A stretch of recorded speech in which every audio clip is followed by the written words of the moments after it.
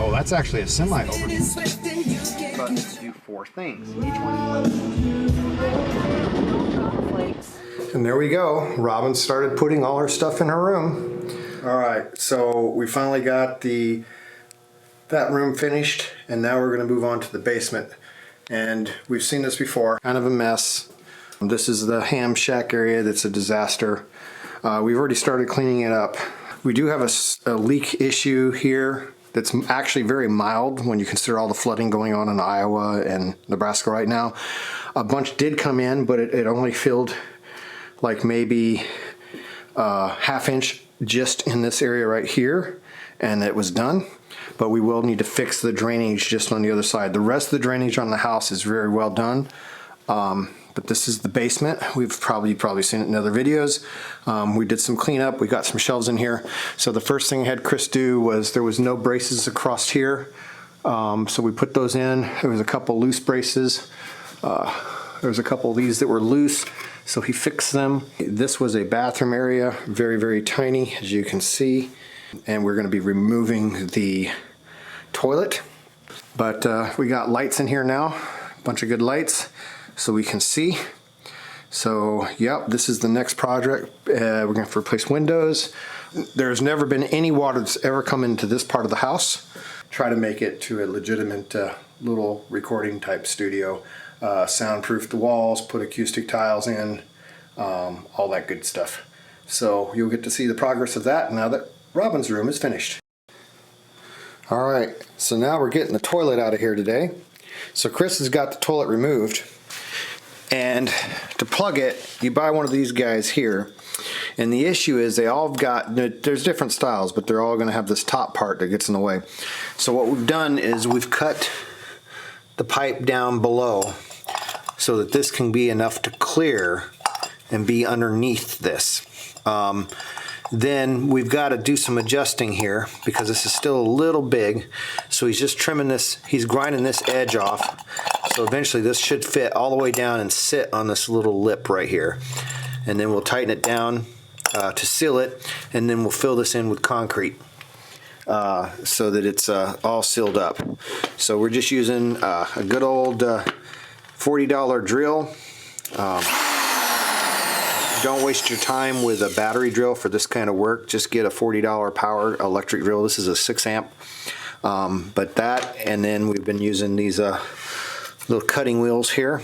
And there should be the little adapter here so that you can hook that cutting wheel to your drill.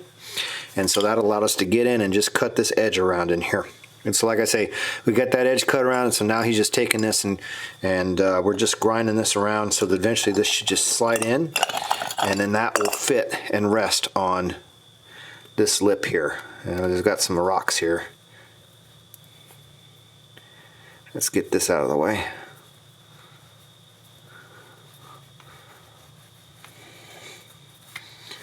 But anyway, yeah, that should basically take, and we'll seal that all up. So that's what we're doing to get rid of the bathroom, to get rid of the toilet in here. So there we go. We've got the plug set in, and then we need now fill concrete over this before we put our carpet tile on top. He's got to take care of little areas like that, holes like that. We got to put the deal with the holes like this. However, again, this basement doesn't really have any water issues other than that corner right there has slight, what appears to must have been slight moisture coming through, which we will address. So that's good news. I'm gonna fill this sucker up.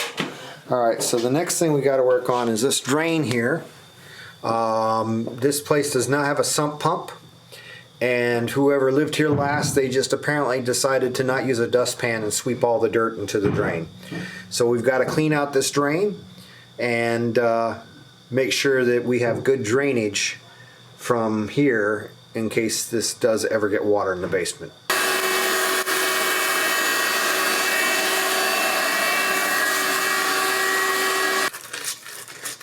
It's getting some of it. Been nice if they didn't shovel dirt in there. Right.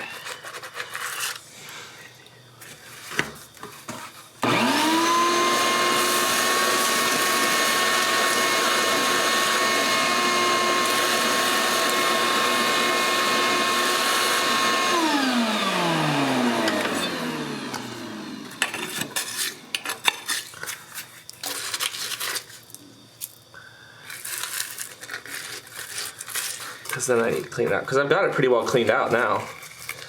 There's not much more that I can remove right now. Let's try pouring water and see how fast it goes down now. Okay.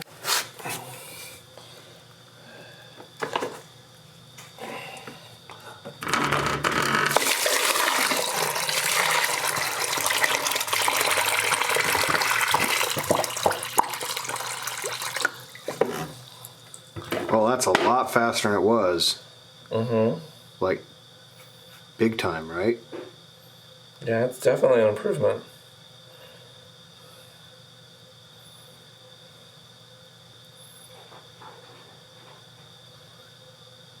Still pretty slow, but by far better than it was. Mm-hmm.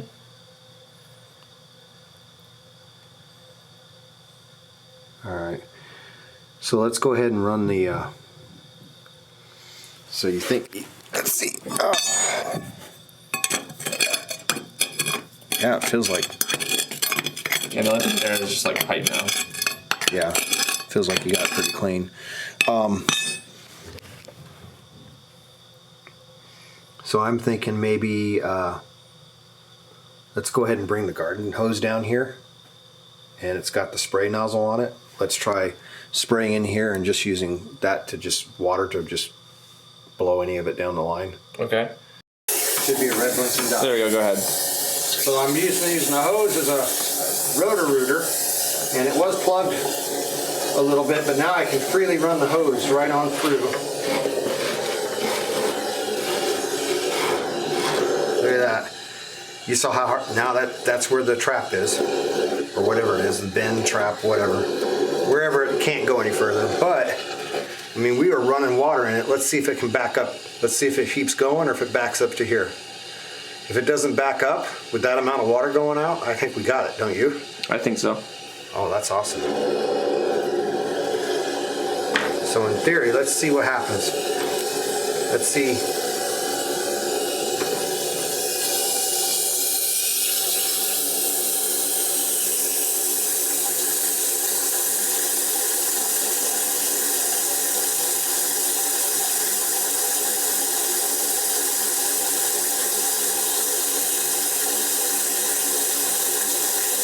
Now let's see, it may, see if it can keep up with it there.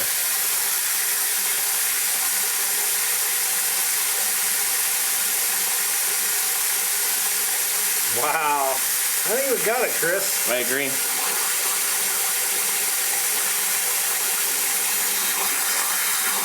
Yeah, I think we've got it. That's a lot of water. Let me open it up.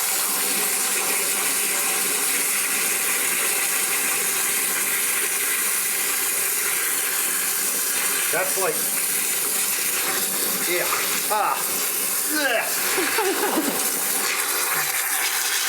it's wide open. That's awesome. It's wide open and it's keeping up. Chris. Hey, John. Thanks, voting. Yeah. Did I just say voting? Voting, yeah. I was going to help John with the door real quick. Oh, I think you already got it. Did he already get it? Yeah. Oh, okay. Well, then I need to bring him the shelves. Oh, okay. All right, so what we got now that we got our drain cleaned, we've gone through and scraped off all the loose paint, loose mortar and stuff where it looks like at some point water might have come through, even though the walls are really, really dry here. You're supposed to do like a little piece of plastic, but I've used this basement on a regular basis. I pretty much know it's dry, except for a few places which we have to resolve. And I know where they are, and so that's why I'm resolving them. So the places that looked like in the past water might have came through because paint was flaking off and whatever, we scraped down and we put the, we cleaned up, we scraped down and we're putting the, this stuff. Quickrete hydraulic cement.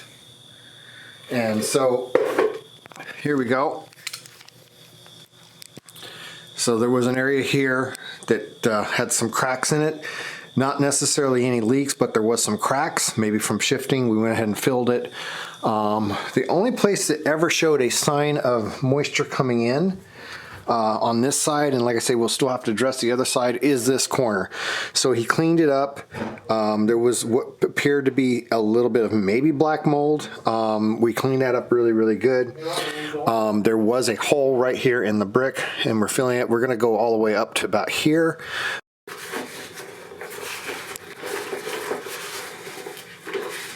And when you got it set, it's kind of like clay. That's almost too dry, actually. I'm not very good at this.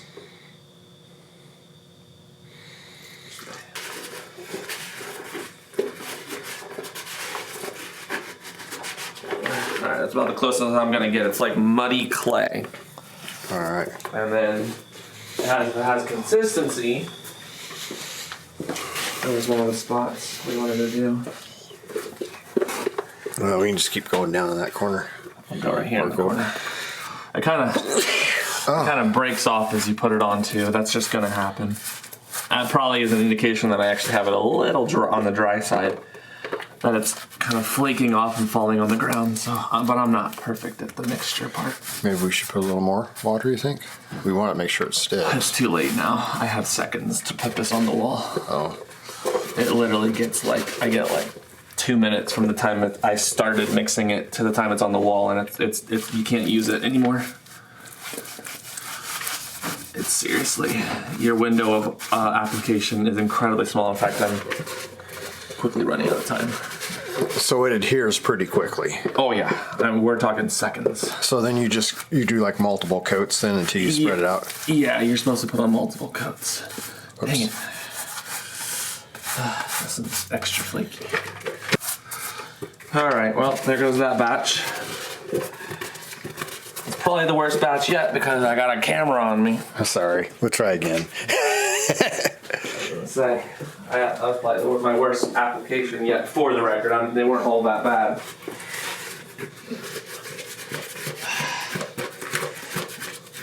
Right.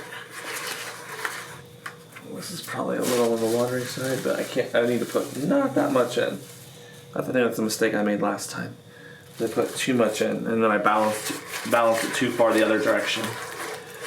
Here we go, this is alright. This is a little sloppy, but since it dries so quick, this is alright. This is a better batch. You gotta do tiny little batches because it dries so incredibly fast. So we want to hit. You said you wanted to go up here? Yeah. Yeah, that looks better. There we go. That's a good batch. That's going on good.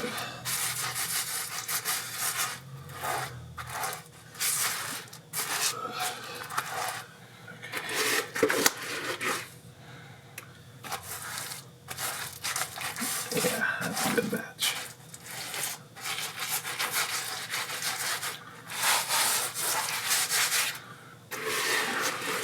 Yeah, that's going on much better this time.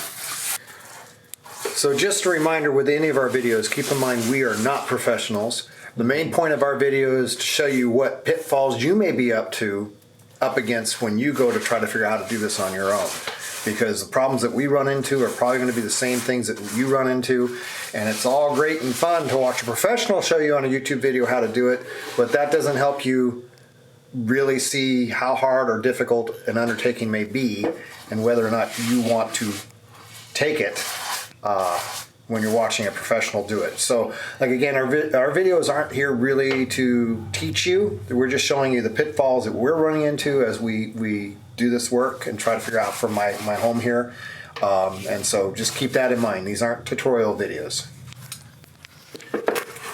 They're amateur tutorial videos. Yeah. They're like, if you really want to try this and you're not a professional, this is how it's going to go. So do you want to even try, or do you just want to call up the local in your area? There you go. That's the best way to describe it. Because of the moisture that we did see on the wall, I would, when you go to do it, I know it's time consuming, but see how you have this out about this far? Mm-hmm. I would like to see that on both sides all the way down. Okay. Just as a precaution. We want to overkill it. As far as I'm concerned, and then we'll paint it with the dry lock paint when we're all done. Okay.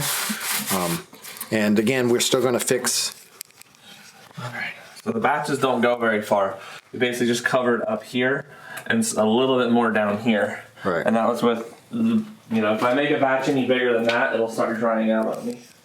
We would still, outside in that corner of the house, I'm going to go out as soon as the weather's a little better outside and see if I can add some barriers or something. It is on a slope. There was a hole in the brick right there, so maybe that's the only reason any kind of moisture was coming down in that little area. But I am going to address that corner on the outside of the house as well, just to make sure we've got everything good.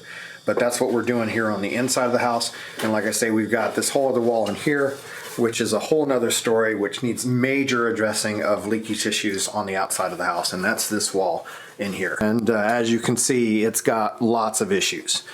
We're gonna do the hydraulic cement over here on this wall as well. But there is major water can build up here. Snow, what happened is snow on the other side of the house. Snow was built up. This winter we got maybe about 2 or 3 gallons of water when everything flooded in Nebraska and Iowa and all those major floods. When all this snow melted, of course the ground was saturated, and then we had a rain and it had nowhere to go, so it was literally pouring out like a spigot right out of the wall. We only ended up getting about 2 gallons of water, surprisingly, but it was a pretty steady flow, 2 or 3 gallons tops. But that has to be definitely addressed on the outside of the house, along with anything we're going to do here on the inside. So just keep that in mind. Taking care of the inside is only part of the problem. You need to make sure you address the outside issue of the house as well, so that water cannot come in.